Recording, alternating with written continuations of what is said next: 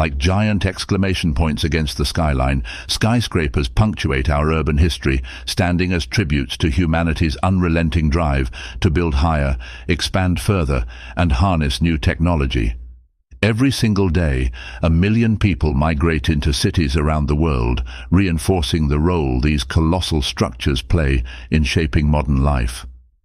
From their modest beginnings in the late 19th century, then considered as daring as space travel is today, to the towering giants still emerging from construction sites, skyscrapers both define and complement our contemporary realities.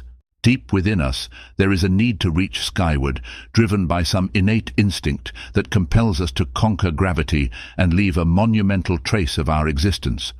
From Chicago to London, from Tokyo to Dubai, the story of skyscrapers echoes the story of many great metropolises vying for the heights. The aspiration is woven into our mythologies. Just as one climbs a hill to see what lies beyond, so too do architects and engineers push the limits, unveiling feats of structural innovation. Skyscrapers remind us that ours is a tale of constant evolution, unwavering improvement and onward progress. Their silhouettes sketch the pulse of the world's iconic cities, each tall tower signaling a moment of urban excitement. With each new generation of buildings, we strive to build more safely, more cleverly, and inevitably much taller. Perhaps nowhere is this tradition more enduring than in the windy city of Chicago. Consider Los Angeles, famed for entertainment, or New York, the emblem of finance. Look at Miami for fashion, and then turn to Chicago, revered above all for architecture. A walk through Chicago unfolds like a masterclass in tall building history. Multiple eras, diverse styles, and numerous pioneers collaborating to produce a mosaic of architectural marvels.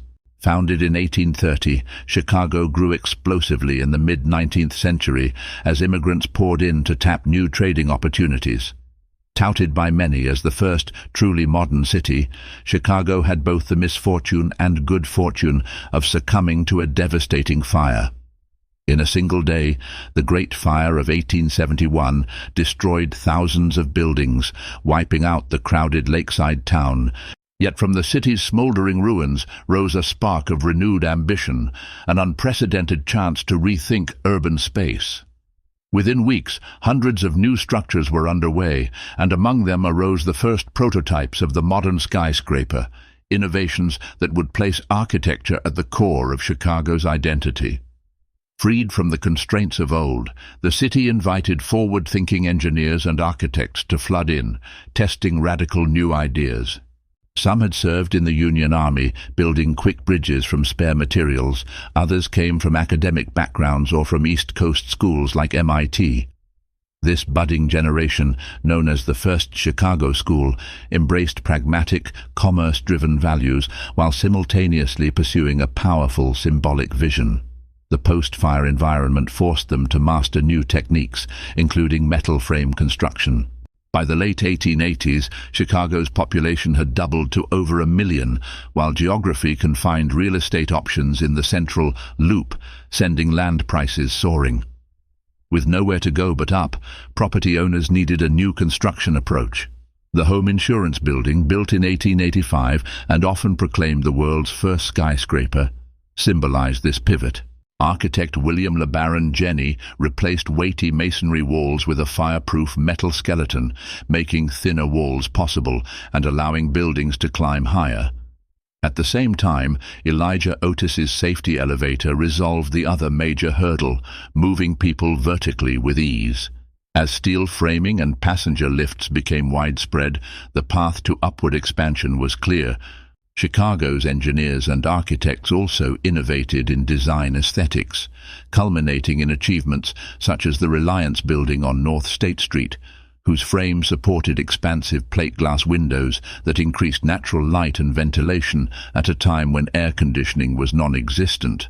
Collaboration was fundamental. Architects like Daniel Burnham teamed closely with engineers and metalworkers, fostering a culture in which a building's shape followed its function. Louis Sullivan famously implored that a skyscraper should be tall, every inch of it tall, urging purely American forms rather than slavishly imitating European precedents. Yet, this early skyscraper age was not immune to economic pressures. A severe depression swept the United States in 1893, shuttering banks and businesses. Cities, such as Chicago, instituted height restrictions to shield the precarious real estate sector, abruptly freezing skyscraper projects. Meanwhile, New York's developers, though hit by the same crisis, proved more resistant to such limitations, enabling the skyscraper industry there to remain afloat. Founded by Dutch traders in the early 17th century, New York grew into a hub of commerce, constantly pursuing growth.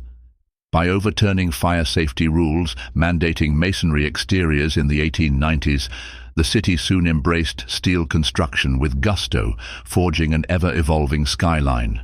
Projects like Daniel Burnham's Flatiron Building triggered passionate debate. Some deemed its slender, triangular shape a monstrosity, while others loved its soaring novelty. The public quickly recognized that skyscrapers affect their surroundings in ways both enchanting and perilous, such as unexpected wind patterns swirling around the base. Yet many found the Flatiron mesmerizing, a symbol of New York's architectural daring, fueling the city's appetite for tall structures.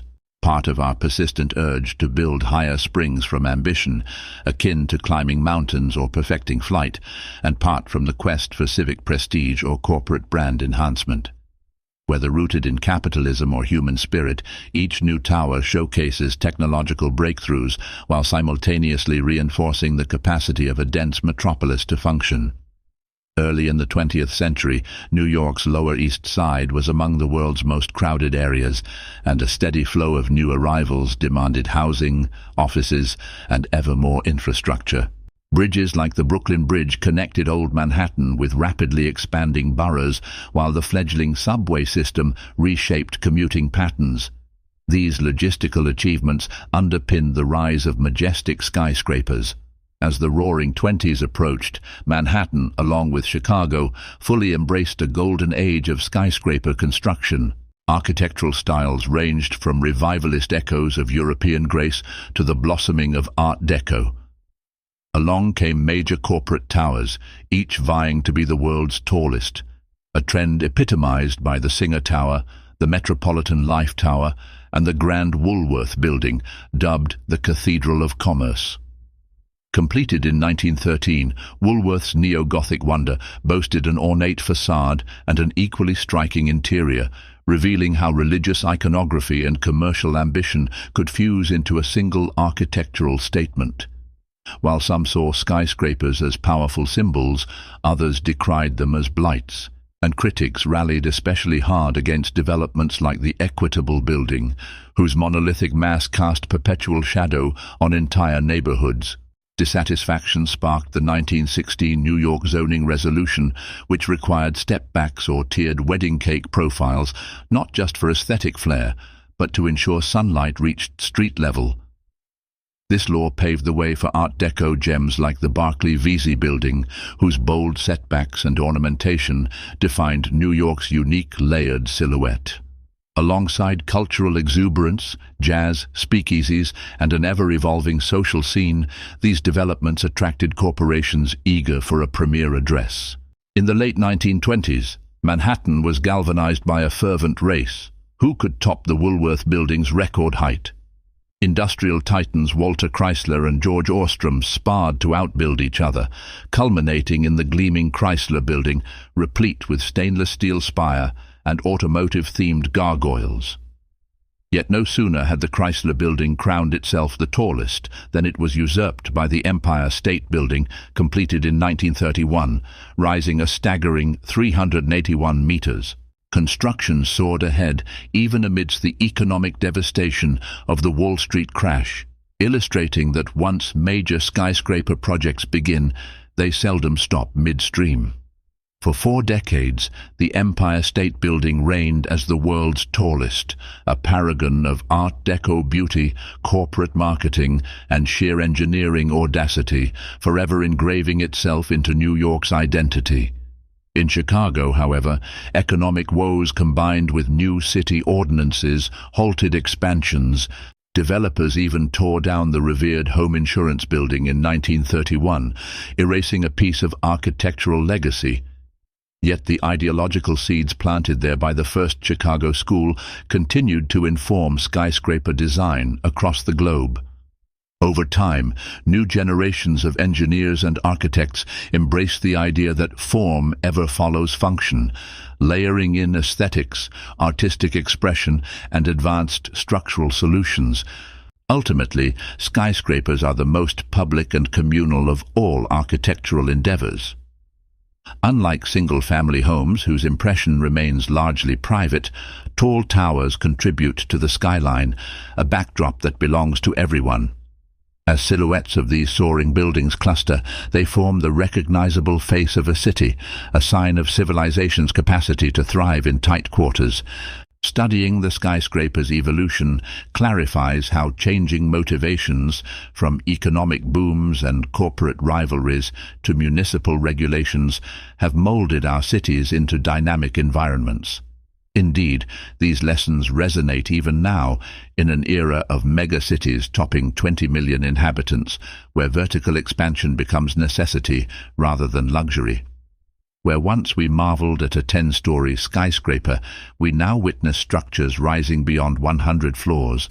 Though the forms continue to evolve, adopting sleek glass facades, sophisticated wind-resistant systems, and sustainable energy strategies, the fundamental ambition remains constant: to soar higher, capitalizing on limited land and anchoring entire communities in a single, defining structure. Above all, skyscrapers serve as heritage. They mark creative, financial, and technological peaks of their eras. Exploring them teaches us about past achievements, allowing us to glean insights and cautionary tales for building the future. Each tower recounts a chapter in our shared narrative, one of resilience, innovation, and a restless yearning to conquer new frontiers.